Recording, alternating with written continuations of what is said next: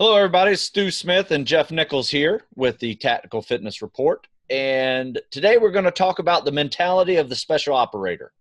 So real quick, Jeff, you and I have worked with, all types of special ops within the United States as well as overseas special ops or allies. And the one thing I can say is they all tend to have the same mentality. Yep. Right. I think that's certainly a universal thing. Yeah. And, I think a lot of times, and this topic really kind of came up because I was getting some emails from people and some direct messages. And I'll be honest with you, if I were to read them to you right now, it would just piss me off because the people asking some of these questions are really overthinking things. And they're also trying to find an easy way out of things, right?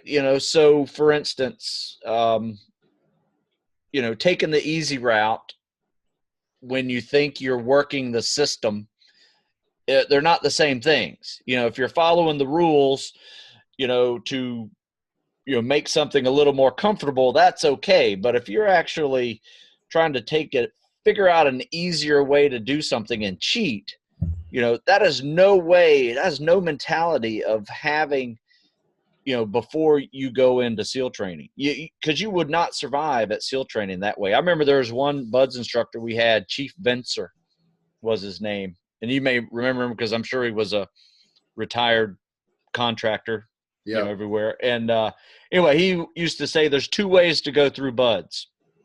And that is the hard way and the other way. And he would make sure if we were screwing up that we would have a little taste of what the other way was like. And you did not want to go through BUDS the other way. Yep. So, yeah, I think, it's ironic that those sort of emails started coincided with mine in the sense of I like you certainly.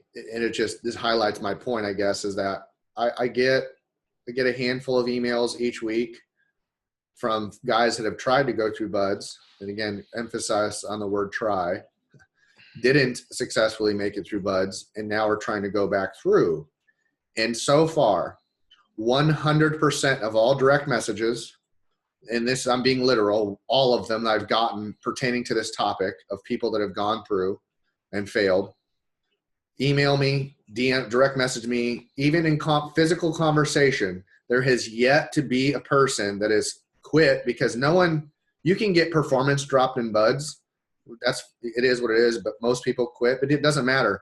Either way, it was what that individual did. Either he decided to quit or he didn't meet the standard, but either way, he is responsible.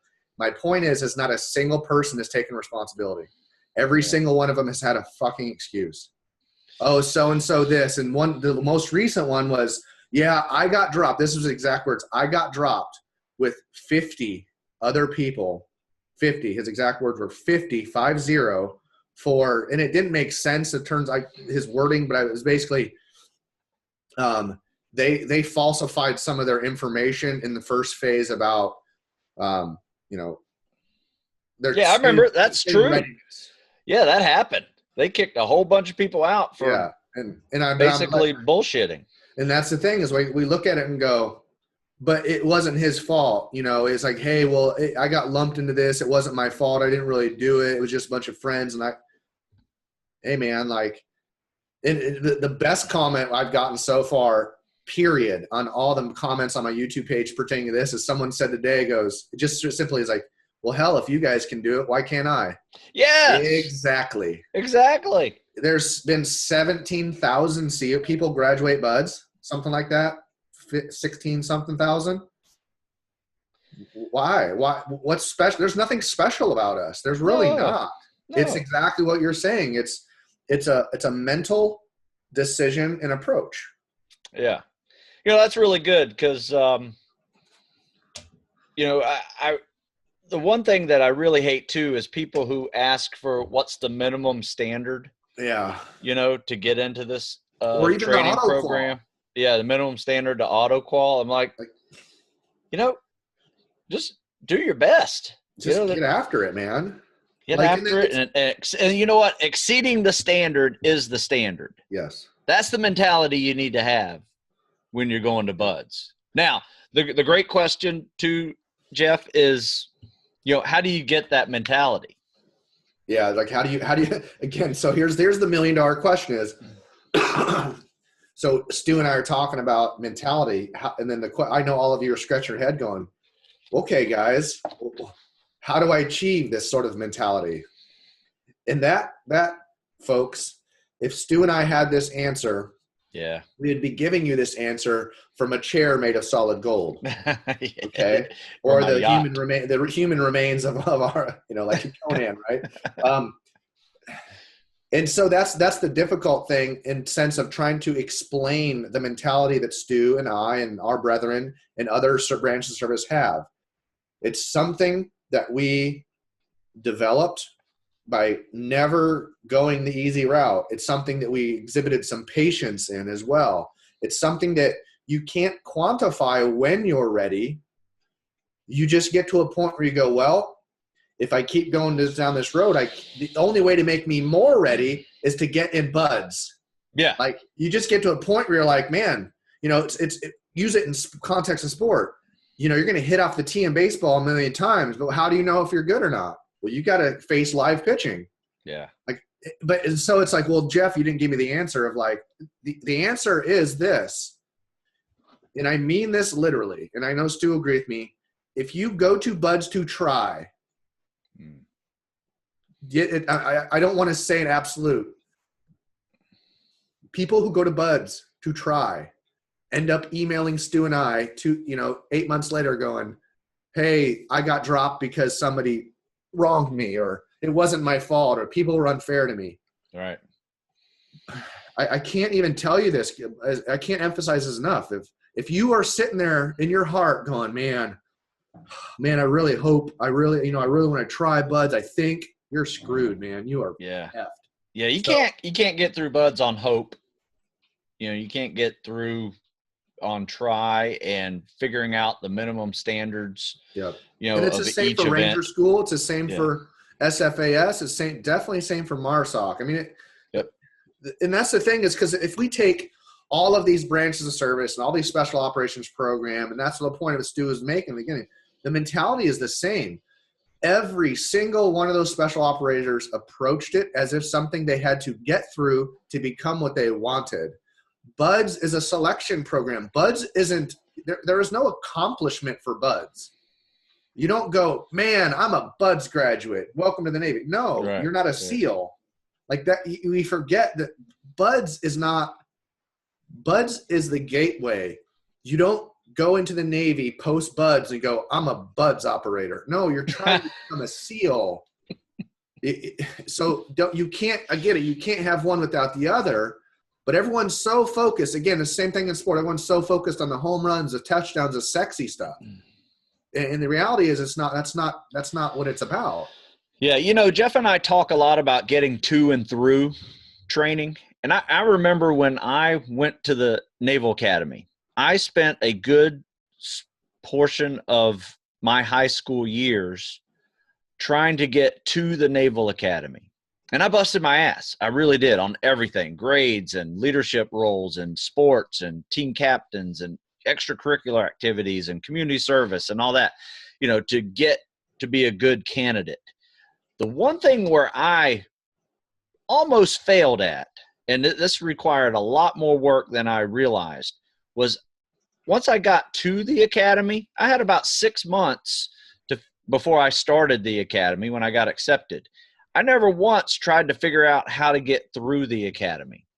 I never once had somebody to talk to and say, what did you recommend, or anything like that. And when I got there, it was a steep learning curve for that first year of figuring out. And I think a lot of people have that problem.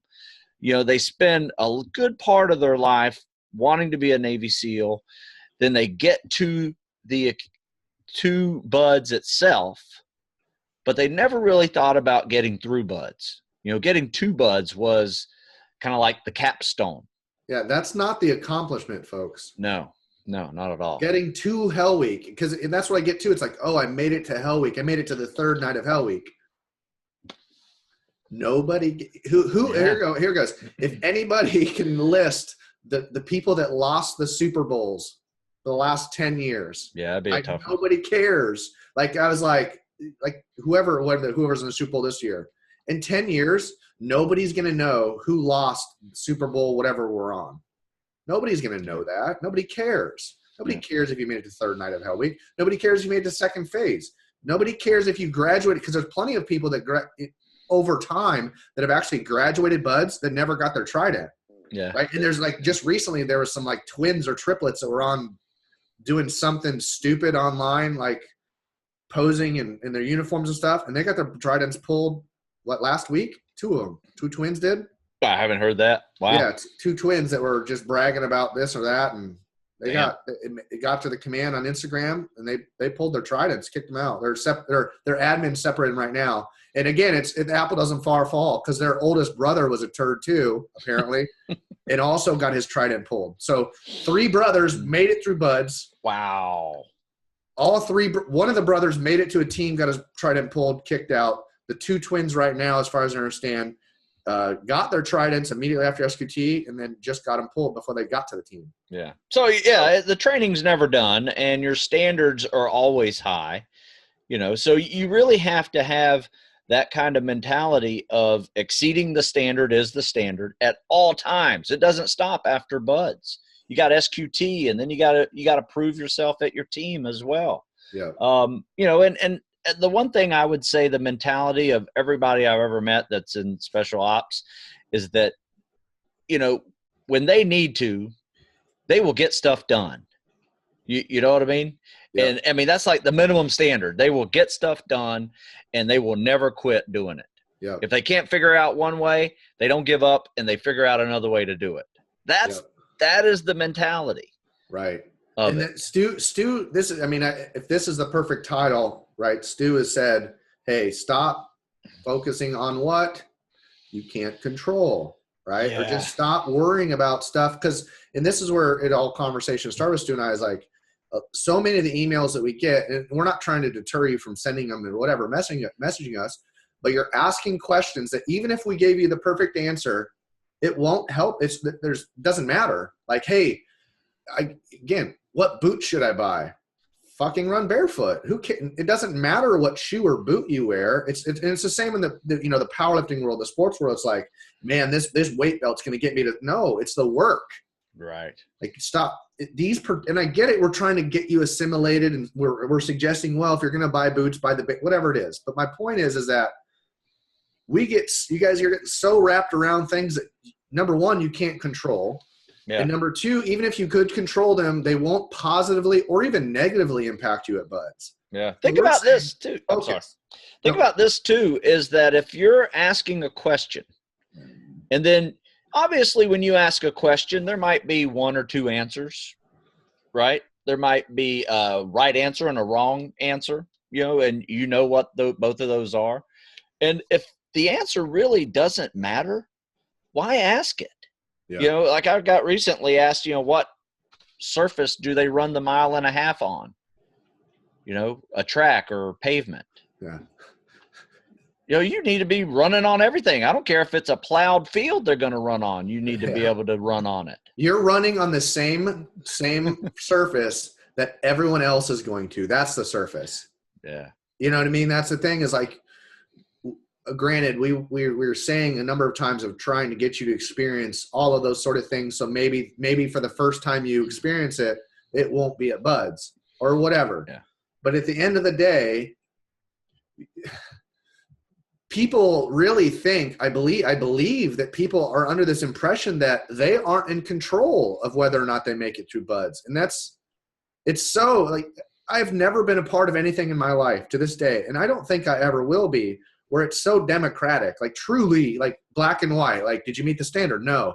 Were you an asshole? Yeah, whatever it is. Like, buds works 100% of the time. It doesn't care about race. It doesn't care about color. It doesn't care about sexual orientation anymore. It doesn't care about any of that stuff. It cares about the standard, and then the people that are holding the torch saying, am I willing to work with these young potential bud students when they come back to the team to work with me? It's not very subjective. It's really not. Yeah, you're right. So I don't know why there's this. Yeah, there's a mystery around it, I suppose. But the mystery is because it's so difficult. But you all, the information that you all have now compared to the rest of us, yeah, it's substantial. Like just from between Stu and I's page alone. Yeah. Like my only reference for studying for buds was the Discovery Channel. Mm-hmm. Yeah. And even then you're like, this looks awful, but you're left with all these questions like, well, what about, that's the whole idea, folks, is even if I knew those answers, it still wouldn't have helped me. I had to, number one, control what I can control. Yeah. Yeah. One of my former students who was a first phase officer a while back said, you know what? I'd be happy to give whoever the complete schedule of buds day to day, because every week you get the schedule. Yeah. You know, when you're at buds, you get the whole week schedule. Yep. You know, Monday through Friday. This is what we're going to do. There's no gray area. You know, Yep. the only time there's a gray area is if there's really big surf. Yeah. And they say, you know what? We're going to get the boats and go do some surf passage because that and plus with Tijuana. Like if there's some sewage, right, or like my bud's class, there was a whale that died, a big whale, and it washed up. It's like a bunch of sharks in the water, you know. But anyway, so because you're right. So folks, your LPO, or at the very least your OIC and AOIC, will literally be carrying around one of those like plastic or metal like clipboards with the schedule in it or on it. Yeah. So we know, like he not that they do that, but he very could photocopy that, save them all for the whole year, and share with any one of you. And you know what it's not going to do? It's not going to help you. No. Because at the end of the day, you still have to do it. Right. Yeah. So here's the thing. So now the question is like, so we say focus on what you can control. Well, the question is, what can you control? Right? Yeah. Your conditioning, you know, your preparation is pretty much critical to your success. I mean, I know I was a powerlifting football player for years before I considered going into special ops. And I knew I had to up my game tremendously in the endurance and stamina level because I was already strong and had good power and short distance speed. But once again, anything over 100 yards was long distance. And so I actually dropped the weights and turned into a triathlete for a year. And that helped tremendously. You know, I knew I needed to do that. But you know what was still my weakness when I went to buds? Running. I could swim well. I was in front of the class. I could PT, log PT, boats, didn't crush me. But running 4-mile timed runs every week was my weakness. And I think everybody will have a different weakness when they get through there. And you need to be mature enough to understand what those natural weaknesses are for you and do your best to make them less of a weakness and borderline strength. Otherwise, it's not going to work for you. And that's the thing too, is regardless of what your perception physically of me is or Stu or whatever, we all do have those, we favor our strengths, and it's okay to have one. Like if I had specifically trained to be a prominent runner, first and foremost, for me, it would have done more harm than good because I wouldn't have had the strengths. And that's not to say that I wasn't a decent runner, but again, you have to start internally going, okay, I'm not saying not run or not lift, but that's the whole point of preparation. If you don't prepare for long enough, you really may not know. And that's even scarier. You show up to buds thinking you're something when you're not. Yeah. Right? You think, here's the deal. If let's say Stu and I had gotten through, you know, we had gotten our numbers, so we actually got an opportunity to buds, but we did not put the time into train. It doesn't matter how mentally strong we are. If you don't meet the standards, you don't meet the standards. You can't will yourself in that environment. Like you can will yourself through Hell Week at times because and suck up the cold and yeah. But in terms of the standard is the standard. And that's the thing is, you know what it is going in. You all right now know exactly what the standard is. Yep. And we're way past the point of going, well, what boots should I wear? What should I do this or this and that? And like, right. Can you meet the standard should be your number one concern. Meet the standard and exceed the standard, because here's the day, you're going to have bad days at buds. Right. And you're going to have enough gravy in your run time and your swim times and your abilities to take care of that bad day. Yep. You know, there may be a day where you do 1,000 lunges on Wednesday and you got a 4-mile timed run on Thursday. Yep. You know, you got to be able to run with sore legs. Yeah. You know, and that's the thing is, Stu and I have mentioned basically the 3-ring binder that has the everyday schedule on it. That all of that, every day, every rep, every set, every O course, every log PT has a time allotted to it. There's a number of push-ups and sit-ups and scheduled beatings, whatever you want to call them, or unscheduled beatings that are okay. It's by design, folks. It's because that's what Stu and I keep saying too, is that randomizing your training isn't going to prepare you for buds. Because buds itself may look ominous and random, it certainly is not. No. Because what they're trying to do is elicit a response, and they're trying to get to a goal, and their goal is to eliminate the people that they don't want to spend time in training. So it's not set up. You know, when the people, for those of us that graduate buds, the buds instructors are like, yeah, congratulations. Now it's time to work. Yep. But they're not, it sounds crazy. They're not super focused on the people passing. They're making sure that the people fail. Like it sounds really terrible kind of, but buds, they are focusing on the people, especially early on, to get them out of their hair so they can get through Hell Week, they can get to dive pool comp, and they can start training people. Yeah. Because I tell you what, a class of 200 is out of control. Yeah. I mean, there's way too many people to train. So it is a mass exodus of bodies leaving that course. And then you get it down to 50 in about 3 or 4 weeks. And then that's a very manageable class. I don't think they have enough draggers to do 100 people. No, in dive phase. Yeah. Yeah. So, and so again, so here's the thing. So Stu mentioned, hey, how do we get physical preparation is the one thing, is the most prominent thing that you can control. Physical prep, good or bad, whatever it may be. We've kind of already beat that dead horse in previous emails or videos, but the other one is, like people ask me, is surround yourself with good people. That's before, during, and after. Yep. Okay. So if this kind of revisit something about, our recruiter stuff and mentor issues. And that's where we keep saying, if you physically prepare, you have less to worry about in terms of surrounding yourself with good people, because you physically prepared yourself, right? And you don't have to worry about going like, well, I got a PT every week and there's people just aren't keeping up. Be in control, okay? And the only way you can do that, first and foremost, is be physically ready. Exceed the standard is the standard we're recommending. Yeah. Okay. And team player mentality. Yep. Because, I mean, you're going to rely on your teammates before, during, and after buds. Yeah. It all comes down to this is that, what's again, this stuff is not necessarily quantifiable except for exceeding the standards, right? Is it quantifiable to surround yourself with good people?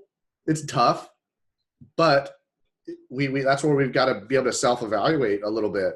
All right. And then for me, and I just look at it and go, all of this is just a process. Some are longer than others.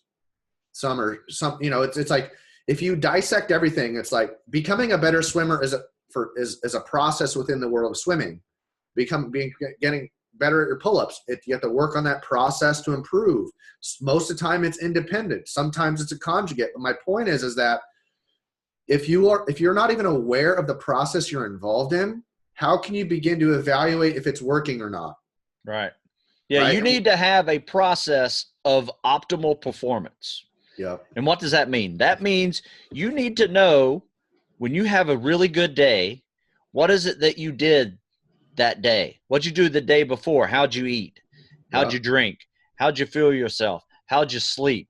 You know, and have that figured out. And that's your, that's your go-to day, Yeah. for optimal performance. Because you're going to have bad days. Even hopefully you're going to have bad days, honestly, before you even go into buds. Because then now you have a really good process, and now you have a bad day that you can contrast the two and go, oh, man, I stayed out way too late last night. I lost some sleep. My training was poo. Whatever it is. Yeah, I skipped all my recovery skills like we did in the last, tactical fitness report, talking about what do you do when the day is done.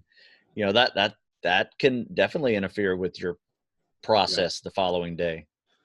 Yeah, and there certainly there are stories of guys. Mitch Aguirre is one of those guys that'll say, "Well, I just had to go through this process, and I wasn't in the best." But at the end, what he's also not giving himself credit for, he didn't go in to selection process as like a sedentary individual, right?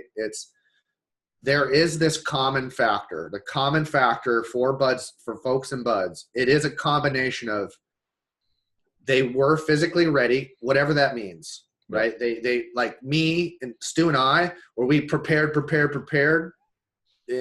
we had the assets available to us. Right. And then we had the mental maturity to bind those two together, make a decision that buds was something you had to get through to be a SEAL. Right. And then there's the other people that just can roll out of bed and that's what you all become. You all become like in third phase. You're a robot come second phase. You're just like, get up, boom. Don't even hit the snooze. You just get up, you get dressed half asleep. You don't even have to know. You run across the street for breakfast. You come over, get the hell kicked out of you in O course. You're just like, yeah, that's what you do. Yeah. What are they going to do? Make us do push-ups? Right. Make us get wet? And you'll find this and this is exciting for me to say, because some of you will figure it out right away. And the ones that you won't, doesn't matter because you weren't going to figure it out anyway, is that Stu already just said it. You are going to find a point in buds, if you stay in long enough, that the buds instructors will go, we know we can't hurt you guys, but we sure as shit can make you uncomfortable. And they will, because they know no one's going to quit. Right. So all they're looking for is behavior issues. Okay. And that's when people go, well, that is behavior issues are not an issue. Or I'm sorry, meeting the standard is a big issue up front, right? First phase. Don't meet the standard. Yeah, absolutely. But meeting the standard throughout the rest of buds, they're kind of just like, yep, these guys, there might be some slower runners, but they're going to improve in swimming and such. But they're not super worried about guys not meeting the standard. Right. It becomes other issues. And so attitude, cocky. Some people get cocky after Hell Week. Not willing to work with other people. Stu's already said it, man. You have to be a team player, especially in diving. Yeah, like there are plenty of people for being like a loner in second phase when you really need to be paying attention to the dive physics and your dive partner and understanding what embolisms are, and just a list of things of like, you got to understand this. You got to be mature. You can't be screwing around playing grab ass. They will get rid of you quickly. Because that's the way people die underwater too. Yep. If you can't save your buddy. So my summary, I guess, is just this, and I'll keep it short, is that there is no secret except for this. And it's not a secret. I hate using that sort of terminology. The best way to have the best chance of completing buds is doing the things that you can control. Good preparation, being a team player, surround yourself with good people, formulate a process that works for you in whatever environment you can control early on. Test it. Because you'll see, that's the thing, is you don't want to like show up, I'm going to boot camp in 3 weeks. Now I'm going to implement my new process. Nope. Yeah. Because now you don't have enough time to figure out if it really worked. Yeah. Start early. Right. I think Jeff hit it really perfectly earlier when he said, if you and Jeff can make it, why can't I? That's the key. I think a lot of success that I have seen experienced at Buds is a lot of the guys knew each other, and they knew people who were ahead of them, because it takes away that impossible, training that you are about to go through, and makes it possible because you've seen other guys graduate. You've seen other people do it. And I mean, there is an element to, you have to see it to believe it. You know, if you've never seen anybody graduate SEAL training or know anybody that's ever graduated SEAL training, it could be an impossible reality in your brain, you know. Yep. We should have eliminated that by now, right? Because Stu, how many SEALs did you meet before going to the academy? None. Right? None, right? Or maybe have heard of one. Like I heard of one, a Vietnam SEAL, never had met them, but there's that now it's, man, again, I'm not kicking us too much, but we're all over the place. But here's the deal though. You know, once you meet somebody who's done it and you meet somebody who's going to do it. I remember the first guy I ever met who wanted to be a Navy SEAL. And I was a freshman at the academy and he was a senior. And I saw what he was capable of doing. And I said, wow, if I want to go down that route, I really need to up my game and figure out how he's doing what he's doing. Because it looked impossible to me. And I would say, oh my God, he's incredible. But you know what? 2.5 years later, I was there. Yeah. You know, I was able to do that. And then the underclassmen looked at me the same way. And it's just perpetual. And if you see somebody doing it, it makes it less impossible. Yes. Yep. So. Yeah. And that's, I mean, the reality for me is that I can't pinpoint the moment that it happened, but I know that it happened the moment I started doing anything physical. Like when we classed up at Bud's, we showed up for room inspection, right? Yeah. Everyone pretty much gets wet and sandy. You got it right from there. You got to do the first time run or whatever it is, or maybe I can't remember the order, but I just remember like right away, I just looked around at people and people were throwing up. Guys literally were pissing themselves. They were so nervous. And I was just like, this class is going to get, I wasn't even trying to be cocky. I was just looking around. I remember thinking very clearly going, this class is going to get small fast. Cause I didn't fathom, like with 188 people, I'm like people do this all the time. Like people were freaking out, man. And I was just like, now I was nervous, don't get me wrong, but I was the moment we started going, I'm like, people are already like the very first run. You probably remember, I remember the very first run at Bud's. People were already like, oh, my knee, and like falling out and like acting like they're running really hard. And I'm like, this is a fucking circus. Like, just get out of my way. Like, I'm like, this is silly. Like, like literally the very first run, there's 30 or 40 people within the first mile and a half already gooned. Yeah. You're going, oh, instructor so-and-so, my knee is killing me. And they're like, what'd you do? It's like, oh, I don't know. It's like, I'm working so hard, I would die before I quit. I'm like, okay, well, they'll just drop you then. Right. You know what? I remember our first PT on the grinder, and we were in jumping jack mode. You know, we were doing people already falling 4 count jumping jacks, and I think we went to 54 count jumping jacks, and the bell was already ringing over there. Man, I was just like, what the hell just happened? You know, it hadn't even gotten hard yet. And I remember we were losing a couple people a day, you know, on average. By the time, you know, Hell Week got there, we had lost over 70 people, but it was a couple people a day.